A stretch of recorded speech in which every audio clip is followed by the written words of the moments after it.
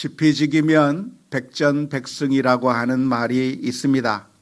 전쟁을 할 때 나를 알고 또한 적이 어떠한가를 알아야 승리할 수 있다고 하는 말입니다. 적이 누구인지, 적이 어떠한 특성을 가지고 있고 적에 대해서 제대로 잘 모른다고 하면 그 전쟁에서 이기기가 어렵게 되어 있습니다.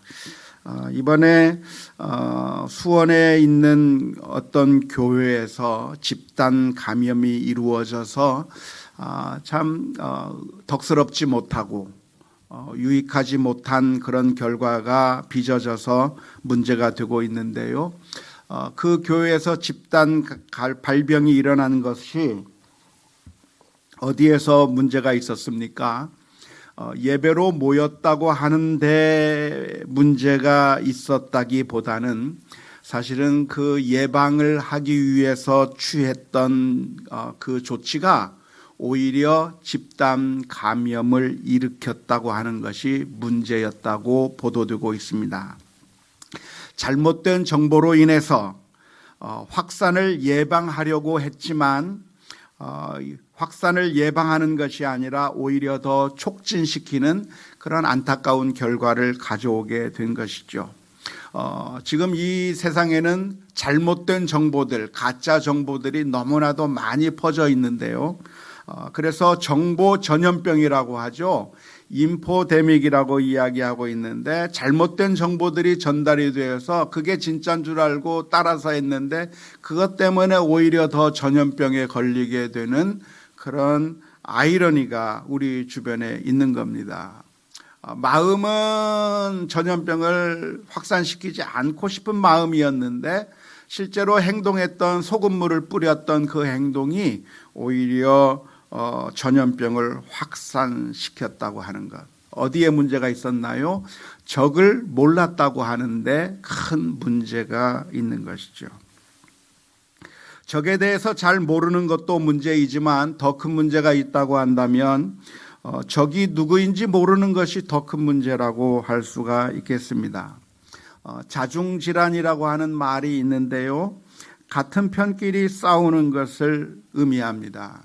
같은 편인데 같은 편이면 함께 힘을 모으고 함께 사랑하고 힘을 합치는 것이 맞는데 같은 편끼리 서로 적인 줄 알고 서로 싸우는 것이죠. 19세기 미국의 역사가이면서 철학자였던 월 듀런트라고 하는 학자가 있습니다.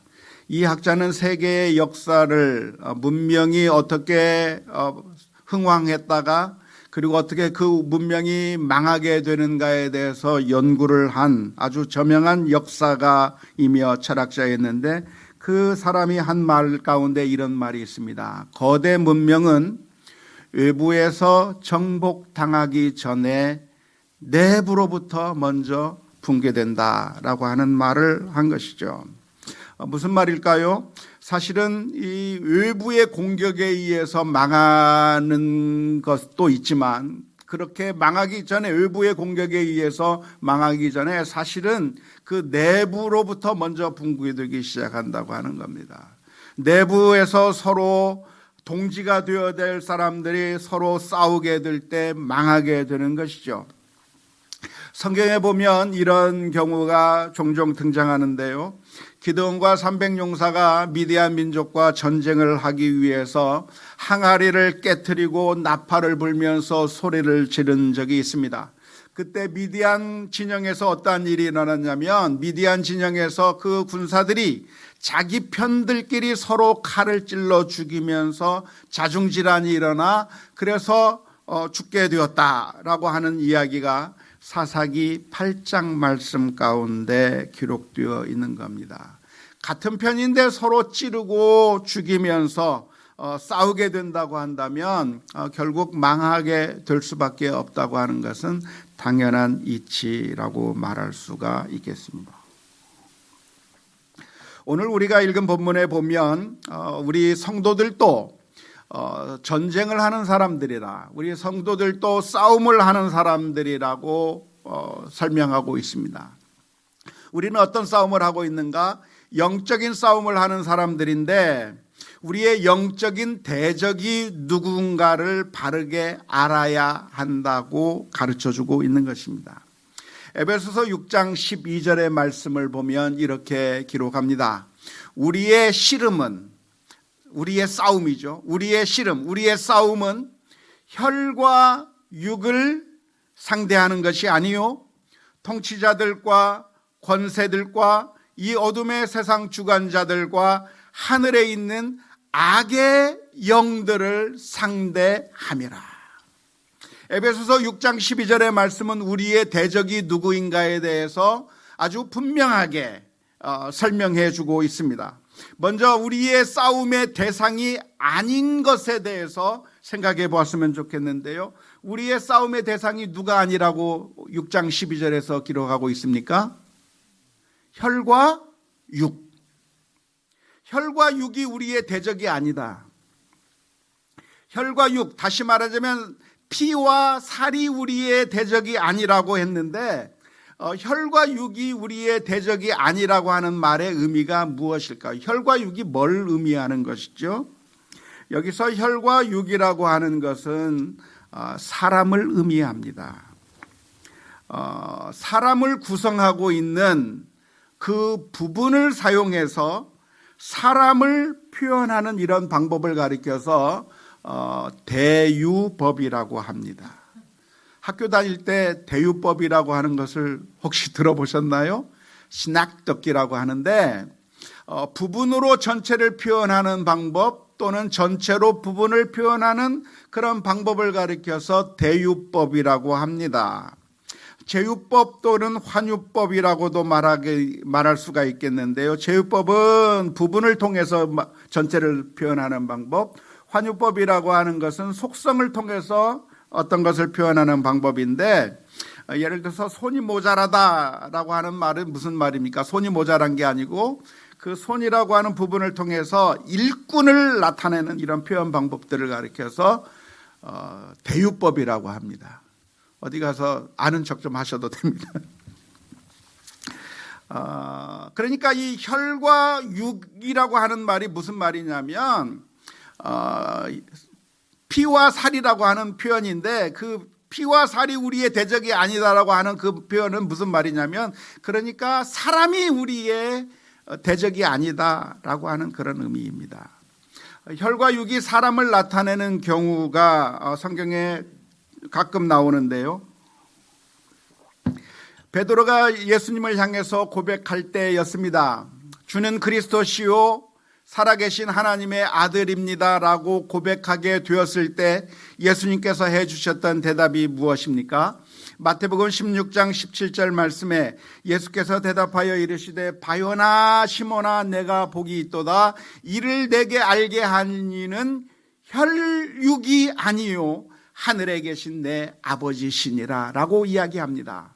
여기서 혈육이라고 하는 것도 역시 네가 그렇게 알게 된 것은 사람이 알려준 것이 아니라 하나님께서 알려주신 것이라고 표현한 것처럼 혈육이라고 하는 말은 사람을 의미하는 표현이라고 볼 수가 있습니다. 그러니까 우리의 싸움의 대상이 누가 아니라는 것이죠. 사람이 우리의 싸움의 대상이 아니라고 하는 것을 먼저 기억할 필요가 있습니다. 그러면 우리가 싸워야 될 싸움의 대상을 누구라고 이야기하고 있는 것입니까? 에베소서 6장 12절 말씀에서 사람이 우리가 싸워야 될 대상이 아니라 우리가 싸워야 될 대상에 대해서 표현하고 있는데요. 뭐라고 표현하고 있습니까?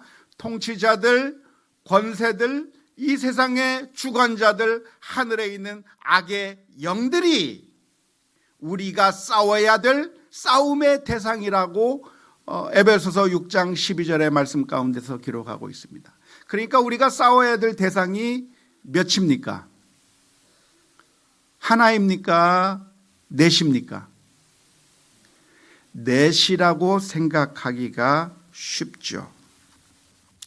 통치자들, 권세들, 주관자들, 악의 영들이라고 4번 적을 표현하고 있기 때문에 4가지 종류의 적이 있을 것이라고 우리가 생각할 때가 종종 있습니다. 하지만 이렇게 표현하는 것은 사실은 반복된 표현이지 한 가지 대적을 여러 각도에서 설명한 것이라고 보는 것이 옳습니다. 다시 말하자면 그 다음 그림을 보여주면 좋겠는데, 우리가 싸울 대상이 누구냐? 우리가 싸울 대상은 하늘에 있는, 즉 영적인 존재인 악한 영인데, 그 악한 영이 어떤 존재냐? 그 영은 권세를 휘두르는 존재이고 세상을 통치하는 존재이고 이 어둠의 세상을 주관하는 존재인 악한 영이 우리들의 싸움의 대상이라고 표현하고 있는 겁니다. 그러니까 성경에 보면 이 표현이 여러 표현이 나오는 경우가 있는데, 그것은 그러니까 여러 종류를 이야기하는 것이 아니라 하나의 대상을 여러 각도에서 설명하는 그런 표현이라고 하는 것을 이해할 필요가 있습니다. 따라서 결론적으로 우리가 싸워야 될 우리의 신앙의 대적, 우리의 영적인 대적이 누구냐? 그 영적인 대적이 6장 12절에서 이야기하고 있는 게 무슨 의미냐면, 사람이 우리의 대적이 아니라 누가 우리의 대적이라고요? 악한 영과 싸워야 된다라고 말씀해 주고 있는 겁니다.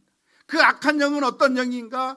세상의 통치자요, 권세자요, 이 세상을 주관하는 그런 악한 영과 우리가 싸워야 하는 것이라고 오늘 에베소서 6장 12절의 말씀 가운데서 말씀해 주고 있는 것입니다.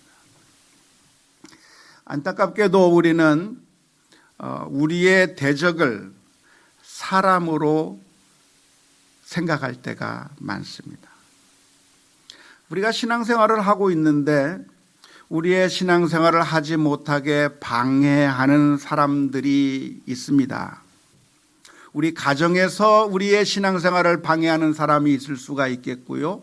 아니면 우리 주변에서 나의 신앙생활을 방해하는 사람이 있을 수 있겠고, 때로는 정부 기관이나 또는 여러 방법을 통해서 우리의 신앙생활을 박해하는 경우가 종종 있습니다. 성경에 보면 초대교회 시절에 교회를 핍박하고 박해하던 사람들이 있었습니다. 교회를 핍박하던 사람들이 누구였죠? 제사장들이나 서기관들, 이런 사람들이 교회를 박해했습니다.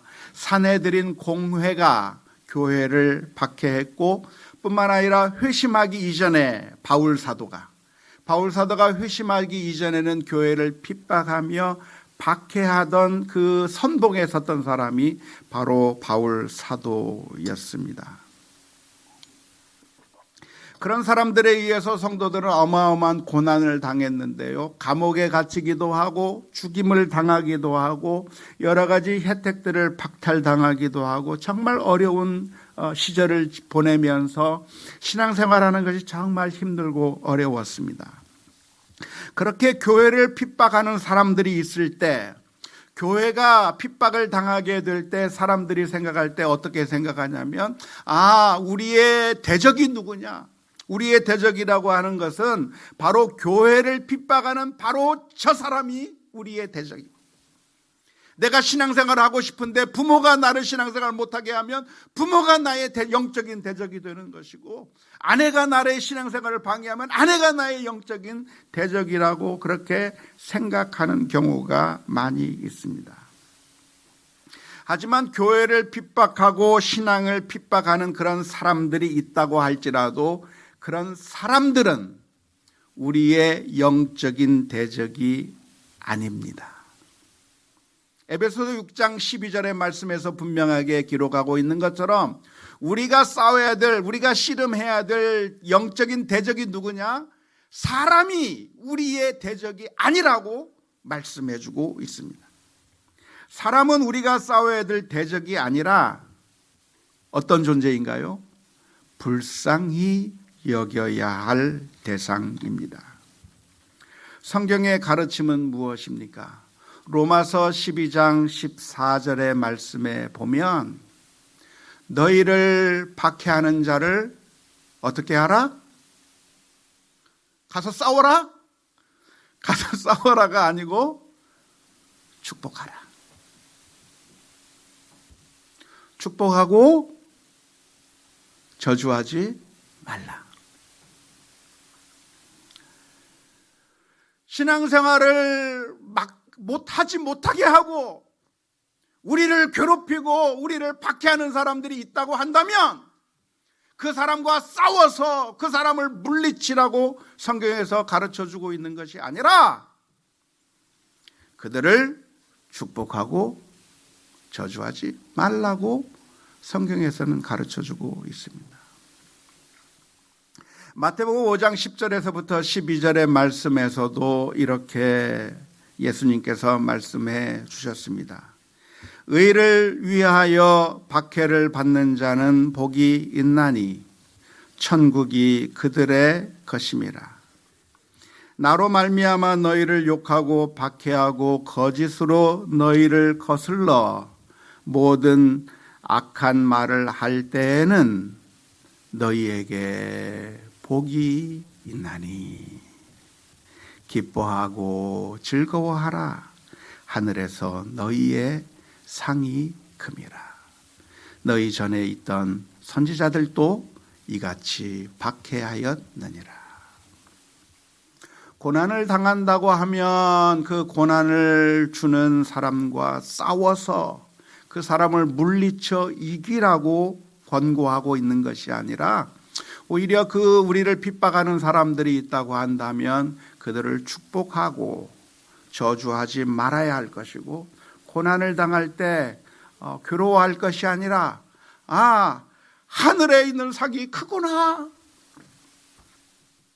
하나님께서 엄청난 상으로 우리에게 은혜를 베풀어 주시겠구나 생각하면서 기뻐하고 즐거워하라고 말씀해주고 있습니다. 예수님께서 겟세마네 동산 가운데서 기도하신 후에 이제 군병들이 와서 예수님을 체포하려고 하는 순간이었습니다. 예수님을 재판에 넘기기 위해서 체포하러 왔던 그 군병들이 다가왔을 때 그것을 막아선 사람이 있었습니다.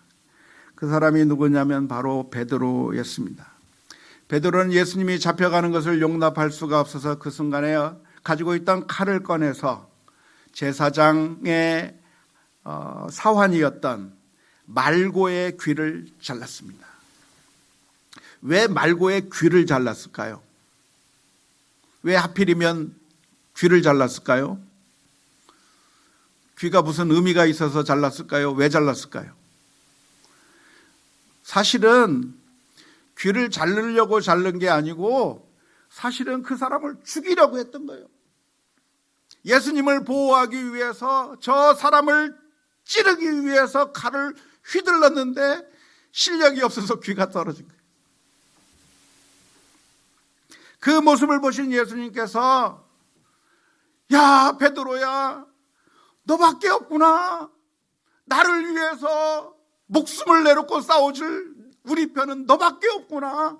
정말 고맙다라고 말씀해 주신 것이 아니라 예수님께서는 그 베드로를 향해서 말씀해 주셨습니다. 마태복음 26장 52절의 말씀입니다. 이에 예수께서 이르시되 내 칼을 도로 칼집에 꽂으라.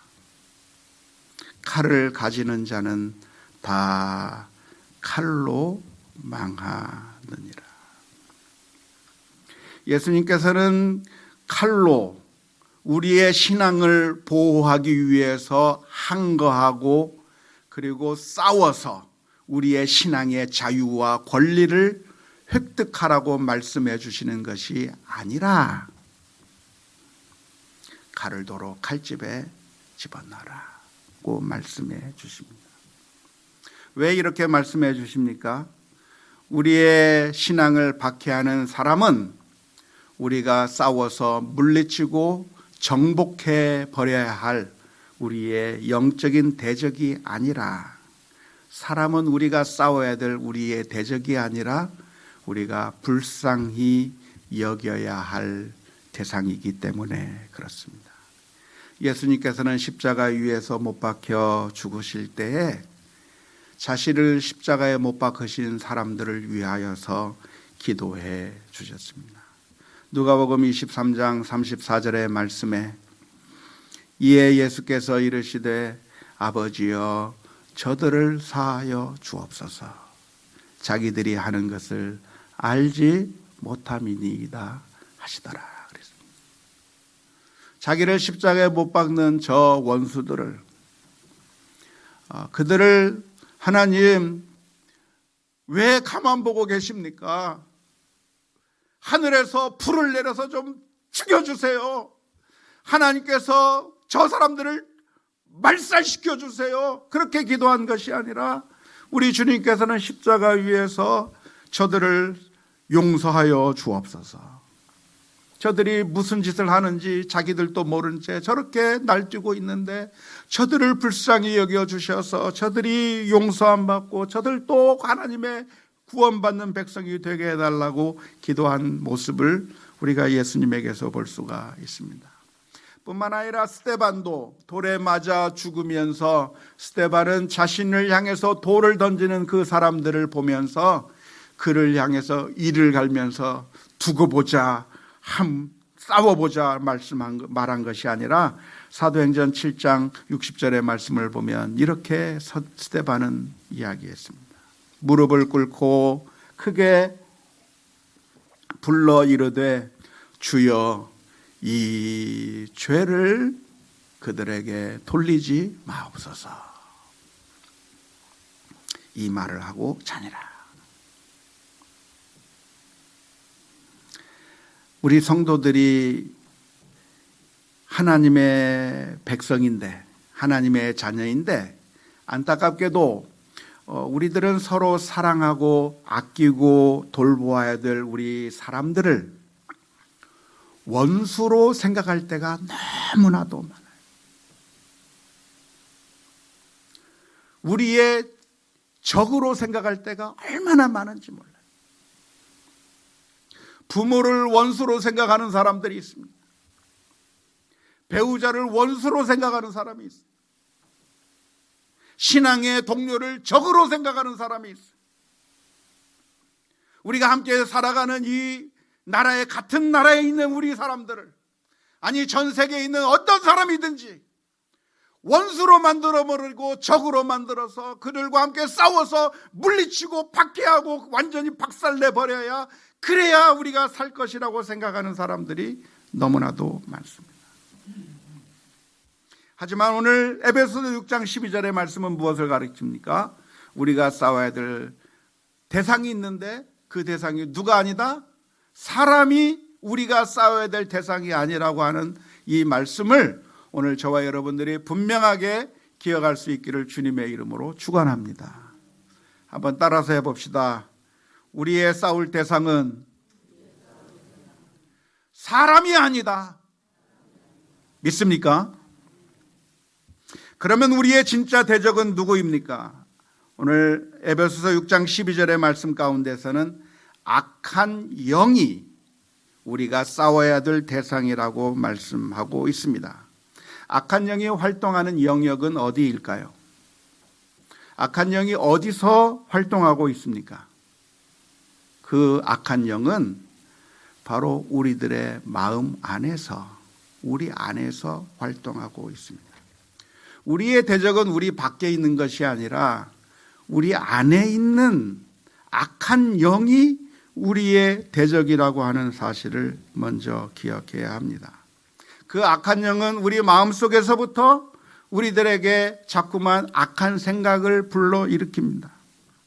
미워하는 마음을 부추기기 시작하고 탐욕스러운 마음을 부추기고 음란한 생각과 편가르기를 하고 파당을 짓고 사람들을 왕따시키게 하는 그런 생각, 분노하게 충동질하고 화를 내도록 충동질하고 시기와 질투심과 그런 것들을 자극하고 두려워하고 무서워하는 마음을 우리들에게 주며 열등감을 자극하고 우울한 마음을 갖게 만들고 수근거리는 마음을 갖게 만들고 거만한 마음을 갖게 만들고 사람이 너의 대적이라고 적을 혼란시키는 그런 생각들을 우리들의 마음 가운데 불어넣어주는 그 악한 영이 바로 우리가 싸워야 될 영적인 대상이라고 하는 것을 기억해야 할 줄로 믿습니다. 문제는 우리들의 마음 가운데 들어있는 그 악한 영이 우리의 진짜 대적이라고 하는 사실을 모른 채 우리가 그 악한 영이 우리들의 마음속에서 불러주는 대로 우리가 거기에 노예가 되어서 끌려다닐 때가 얼마나 많은지 몰라요. 악한 영이 우리들의 마음 가운데 미워하는 생각을 불어넣어주면 이거 큰일 났구나, 이 악한 영과 싸워야 되겠구나 생각하는 것이 아니라 그 미워하는 마음에 내가 끌려다니는 거예요. 계속 미워하는 마음들을 발전시키고 또 발전시켜서 다른 사람들을 미워하는 것이 정당한 것처럼, 이것은 당연한 것처럼 생각하면서 내가 살게 되는 거죠. 화를 내면서 분노하는 것이 내가 정당한 것처럼 생각하면서 살아가는 거예요. 시기하고 질투하는 마음이 그것은 자연스러운 마음인 것처럼 그렇게 살아가고 있는데 그 마음을 부추기고 있는 게 누구냐? 악한 영이 우리들의 마음 가운데서 우리를 넘어뜨리고 있음에도 불구하고 그것이 우리의 대적인지도 모르고 그 생각에 끌려다니면서 노예가 되어서 악한 영의 종이 되어 살아가고 있는 것이 바로 우리들의 매일매일의 삶의 모습이라고 하는 것이 너무나도 안타까운 것이죠. 우리는 우리의 대적이 누구인가를 분명하게 알아야 합니다. 사람이 우리의 대적이 아니라 내 마음속에서 악한 생각들을 자꾸만 부추기는 그 악한 영이 나의 영적인 대적이라고 하는 사실을 분명히 알고 그 악한 영과 싸우기 위해서 최선의 노력을 다하는 우리 모두가 다 될 수 있기를 주님의 이름으로 축원합니다. 그러면 이 악한 영과 싸우기 위해서 우리는 어떻게 해야 합니까? 에베소서 6장 13절부터 17절의 말씀은 이렇게 기록하고 있습니다. 그러므로 하나님의 전신갑주를 취하라. 이는 악한 날에 너희가 능히 대적하고 모든 일을 행한 후에 서기 위함이라.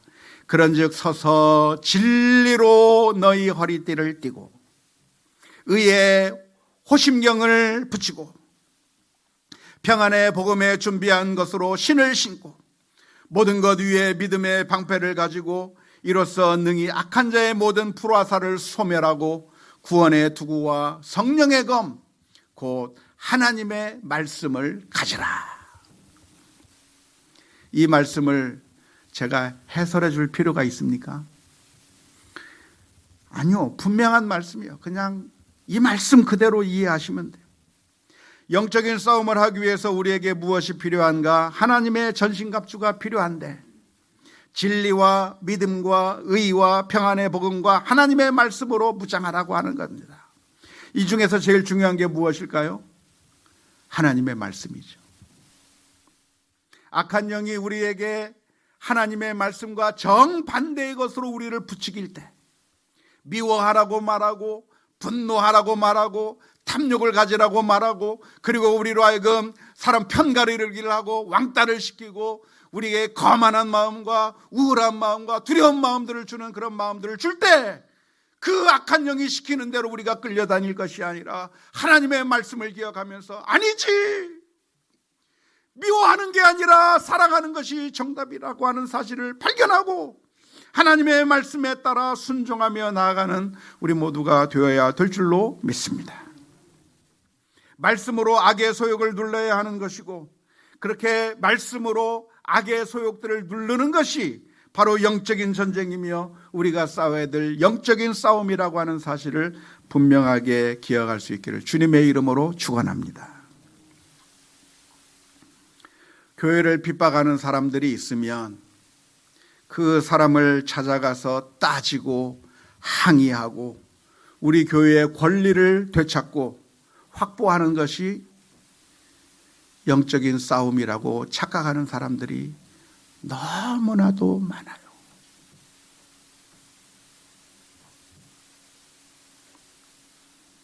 어쩌면 지금 이 시대는 교회가 부당하게 비난을 받기도 하고 교회가 부당하게 피해를 입는 시대라고 말할 수 있습니다. 언론은 마치 교회가 모든 문제의 원인인 양, 교회만 사라지면 이 땅에는 전염병이 돌지 않을 것처럼 모든 문제의 책임을 교회에 뒤집어 씌워서 희생양처럼 이야기하고 있고 그것이 당연한 듯이 사람들은 이야기하는 시대에 우리가 살아가고 있습니다. 어쩌면 정부의 대응은 교회를 부당하게 탄압하는 것처럼 보입니다. 다른 곳에서는 마음껏 먹고 마시고 다른 곳에서는 마음껏 모여도 아무런 제재가 없는데 교회만은 모이지 말라고 강압하는 것처럼 보이기도 합니다. 그럴 때 우리는 어떻게 해야 하는가?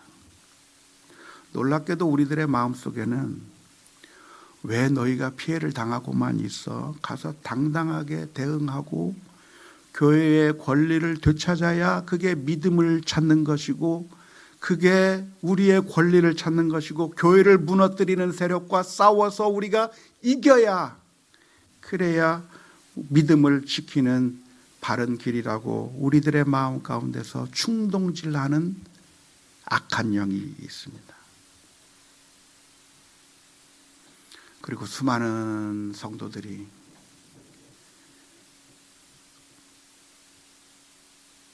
공무원들을 찾아가 따지고 항의하고 그것이 정말 잘된 것이냐 자랑스럽게 인터넷에 올리는 이 시대에 살아가고 있습니다. 교회를 위해서 그렇게 하는 것이 바른 하나님의 뜻이냐? 진지하게 한번 생각해 보셔야 돼요. 예수님께서는 제자 베드로가 칼을 들고서 예수님을 보호하려고 했던 그 행동을 보시고 잘했다 칭찬하신 것이 아니라 그러지 말고 내 칼을 도로 내 칼집에 도로 집어넣어라.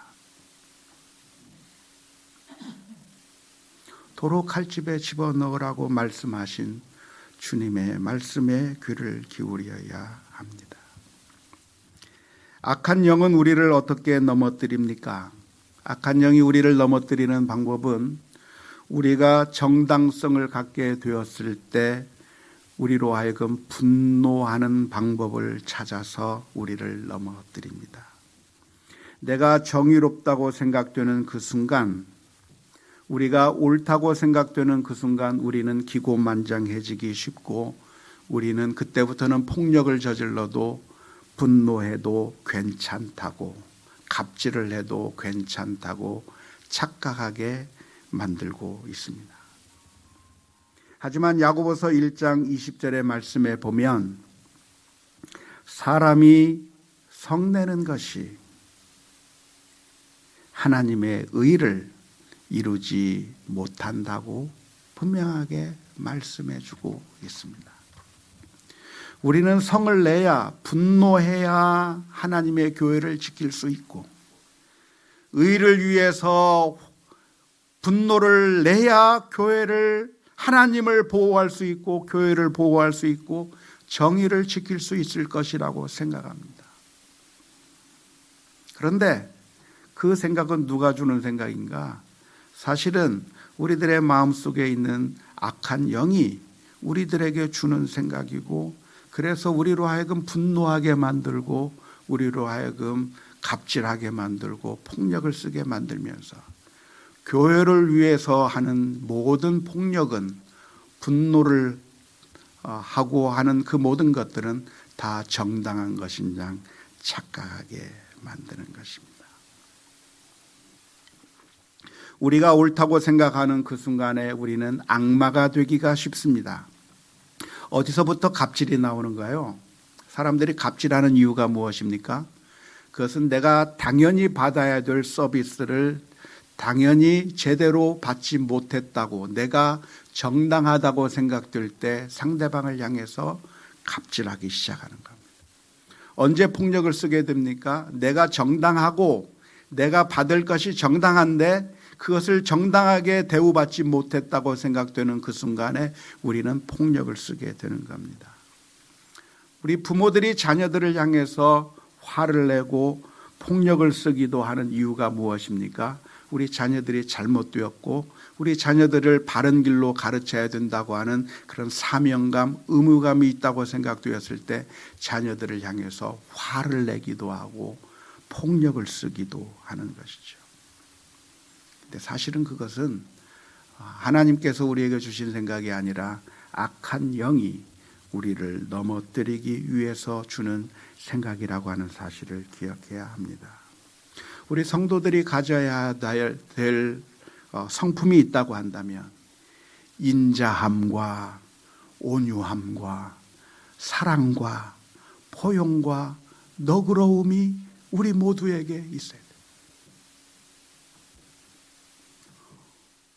온유함이 있어야 돼요. 온유함이. 너그러움이 있어야 돼요. 그런데 다 어디로 가버렸어. 내가 정의롭다고 생각되는 그 순간에 화를 내고 갑질을 하고 나는 정당하고 교회를 보호하기 위해서 혹은 내가 정의를 지키기 위해서 폭력을 써도 나는 정의를 위하기 때문에 교회를 지키기 위한 것이기 때문에 이것은 괜찮다고 하는 그런 생각들이 우리들의 마음 가운데 솟아오르고 있는데 사실은 그것이 사탄이 우리들에게 주는 악한 생각이라고 하는 사실을 우리가 분명하게 기억해야 할 것입니다. 안타깝게도 우리들은 늘 넘어집니다. 우리는 우리 안에서 마치 대적이 아닌 것처럼 우리의 친구인처럼 나의 가장 친한 친구인 것처럼 행동하고 있는 그 사탄이 우리가 힘들 때 내 마음을 가장 잘 이해하는 것처럼 우리들의 마음 가운데 그래 정말 괴롭지 분노해 화를 내 너는 화를 내도 당연하다고 가장 좋은 친구처럼 우리들에게 속삭이고 있는 그 사탄에게 넘어가서 우리가 또 넘어지고 또 쓰러지고 또 당할 수밖에 없는 것이 우리들의 모습이에요. 저도 그래요. 그래서 우리들에게는 예수님이 필요한 거예요. 우리가 참고 참다가도 어느 순간에 폭발해버리고 분노해버리고 참고 참다가도 우리가 또 사탄의 그 속삭임에 넘어가 버리고 사탄의 그 속삭임에 우리가 넘어갈 때가 너무나도 많기 때문에 우리가 내 힘과 능력으로 그 모든 것들을 제어할 능력이 없기 때문에 우리 주님께서 저 하늘 보좌를 버리시고 이 낮은 땅에 오셔서 저와 여러분들을 위하여 보혈의 피를 흘려 주셨습니다. 그리고 넘어졌던 그 베드로를 다시 한번 회복시키시고 다시 사랑으로 감싸주시는 그 주님의 은혜 때문에 저와 여러분들이 다시 일어서게 될 수가 있는 것입니다. 오늘 저와 여러분들이 늘 넘어질 때마다 영적인 싸움 가운데서 쓰러질 때마다 주님을 다시 바라보면서 다시 한번 힘과 용기를 주옵소서. 주님 앞에 또 한 번 엎드리고 또 한 번 엎드리면서 하나님께서 주시는 놀라운 은혜를 받아 누리는 우리 모두가 다 될 수 있기를 주님의 이름으로 축원합니다.